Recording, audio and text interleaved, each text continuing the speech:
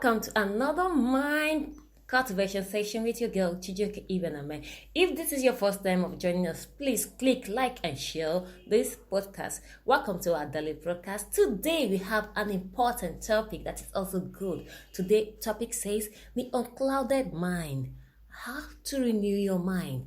Remember, you are responsible for who you are, and what you think and who you become tomorrow is a function of your inner mind conversations.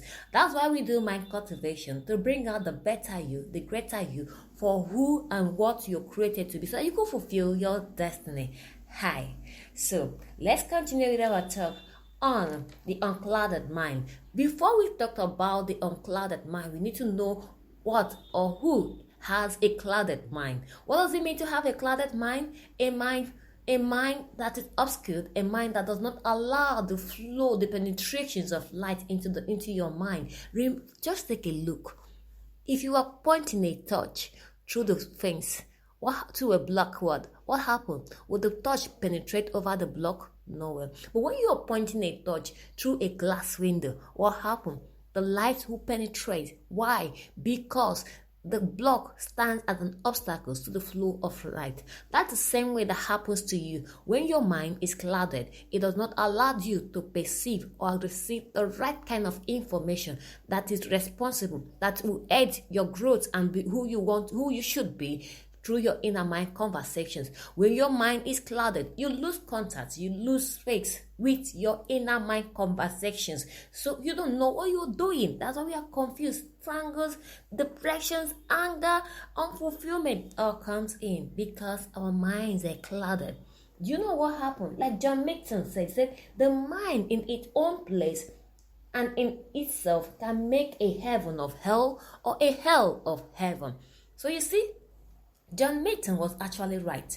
Your mind can make a hell of heaven or a hell of its own. So the issue is, are you willing to make the difference? The mind on itself can make a heaven of hell or a hell of heaven. So it means it is your mind. And what does your mind do? These things. These are the things you feed yourself in your mind. So when we say renew your mind, removing your clouded mind so that your mind will not be paralyzed. You'll not be thinking of danger every 24 hours of the day, every seconds of the day. What we want you to do is let go of the fear, let go of danger thinking. Don't be clouded so that light can penetrate into yourself and you will understand what your inner mind conversations is talking about. The very first steps you need to do in order to uncloud your mind is to have a secluded place, or what we call the mind clearing section. Mind clearing section can be your workout section, can be your meditation time. Remember, to uncloud your mind means changing from within, not changing your environment, not changing your attitude toward, not changing your appearance towards life, but changing your attitude, who you are from within. The Bible said, renewal of your mind. Put off. It said, put off. You had to do something. Put off the old man. Put off the evil minds. Put off the evil art. Put off is something you need to do, not something someone is going to do for you, not something the environment is going to do for you. It is your personal decision to put off the old mind, to put off the old thinking, to put on the new mind, and to put on a new thinking by waiting in the place of meditation to renew your mind. You see people going for workout, it brings out a positive energy. Like we said, the law of universe talk about the law of energy, and that law of energy is at work, whether you are conscious of it or you're not conscious of it. It's constantly at work. So when you are working with your mind, you know your mind can only grasp inner mind conversation when it is clear. So when you have found a place for mind clearing section. It will be very early in the morning. I prefer doing early mornings with my sections, meditate with the word from my Bible, speak to my spiritual source, and use the word, because say renewal of your mind. Be not conformed to the standards of the world. Renew your mind. There is something that needs to come out from you, and you need to come from somewhere, from deep within you. Something you need to feed your mind and your subconscious mind intentionally.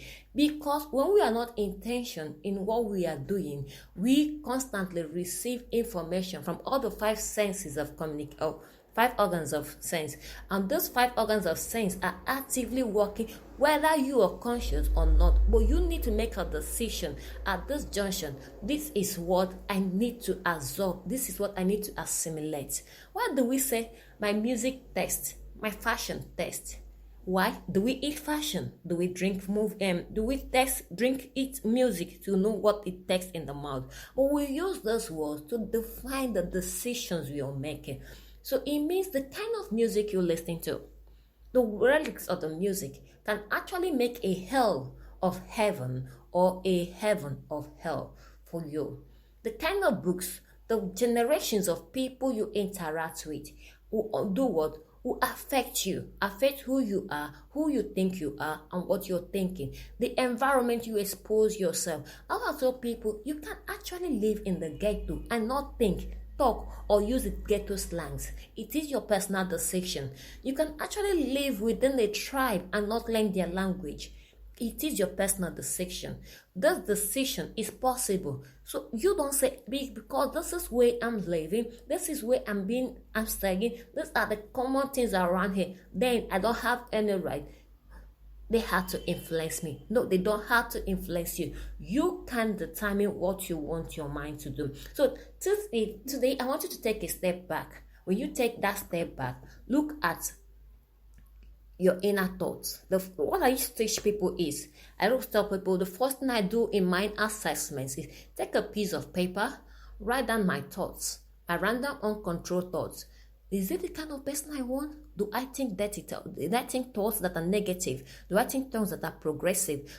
Is my thoughts always telling me you can't do this? You don't have enough money. You don't have the strength. You don't have the knowledge. You don't have this. Are they talking in the negativity to stop me from progressing, or are they talking so that I could become who I want to be? Now, when you are step back and take a details of what your thought is, you ask yourself, is it the person I want to be? Then who do you want to be? What kind of words do you want to listen to change you? I use the words of my source because I am a Christian and I walk with my Bible and the Holy Spirit. So that's why I had a clear mind. I'm not clouded, and I can boldly say I'm listening to my inner mind conversation.